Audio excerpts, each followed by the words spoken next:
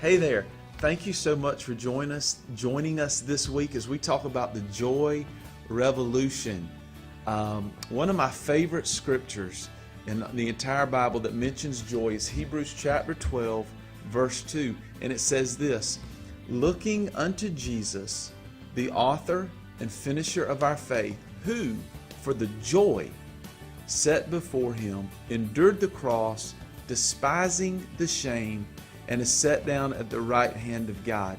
That verse is so loaded with truth about Christ Jesus and what happened at the cross that we're actually going to spend the next couple of weeks just unpacking it more.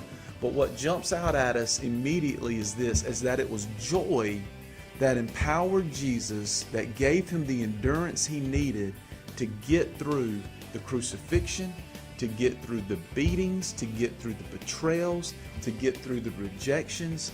And what I take from that is this: if joy can empower Jesus to get through the worst day, then his joy can empower me to get through the difficult times and seasons of my life. But it all starts, and the joy revolution starts and begins with the first three words of that verse, looking unto Jesus. Now, what does that mean? Let's talk about what it doesn't mean.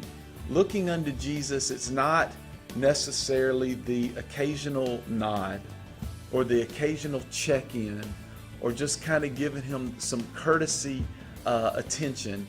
It's not keeping him far enough away that he's not in my business, but he's close enough to get to in case there's a problem. That's not what that verse means. What it means is this: it means removing all distractions and making Jesus Christ the central focus of my life. It means having eyes for nobody else. Now that's easier said than done, because I don't know about you, but I know in my life I've been guilty at times of trying to make other people and other things the source of my joy. And we do that, don't we? We make our spouse, we make our kids, our careers, our accomplishments, and we look to all of these things at times to be the source of joy in our lives.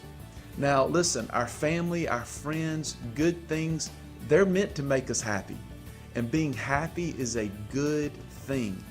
But guys, today what we're going to learn is this, is that they're powerless to give us joy. Because when we talk about joy, we're not talking about something that's natural. Joy is supernatural. Listen, the good feelings, the emotional highs, the happiness that friends and family and good situations bring to our lives, those are great and they're natural. Those are natural feelings. But the joy that we need to get through the tough seasons of life, that brings transformation to our lives, the joy that turns everything around, guys, isn't natural. It's supernatural. It wasn't a natural emotion that got Jesus through the cross. It wasn't a natural happiness that empowered him to endure getting beaten beyond recognition.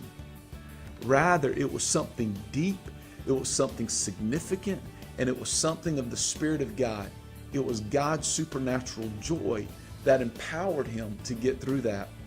And what helps me understand all of that is this, is that the Greek New Testament, the New Testament word for joy is chara, which is a derivative and an extension and an expression of the word charis, which we get our word grace from the word charis. So what that teaches us is this, is that supernatural grace is the parent of supernatural joy. So joy is an expression of grace. So how do I come to a place of receiving God's supernatural joy? I first have to receive his supernatural grace. So when I surrender my life to Jesus, when I say, Jesus, you're the boss, you call the shots in my life, at that moment I receive his grace, and his grace begins to empower and produce his supernatural joy in my life. Guys, it all starts. Joy begins. The joy revolution begins when I make Jesus the lens, the focus, when I make who he is and what He's accomplished for me, my perspective from which I live life. When everything in life gets run through Him, He becomes the filter. He becomes the lens of everything in my life. It's at that moment that I begin to position myself to live a life empowered by His supernatural joy. So guys, I just want to encourage you today, if you like me have found yourself making other people and situations and circumstances and your source of joy, no wonder we live with so much disappointment, because things aren't always going to go the way we hope they do. Things aren't always going to work out the way we think they should. And when we make other people and who fail us at times, when we make people and situations and circumstances our source of joy, guys, we set ourselves up for a life of disappointment, disillusionment, and discouragement. So my question to you this week is this. It's very simple. What are you looking at? What are you focusing your life on? What's the filter?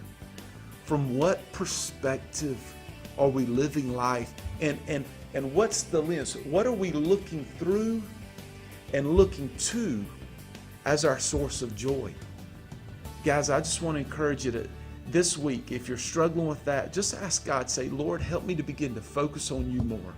I'm going to be praying for you. We're going to be believing that we're moving forward together in this joy revolution as we set our focus on Jesus. Guys, thank you for joining me today. I look forward to being with you next week. Bye-bye.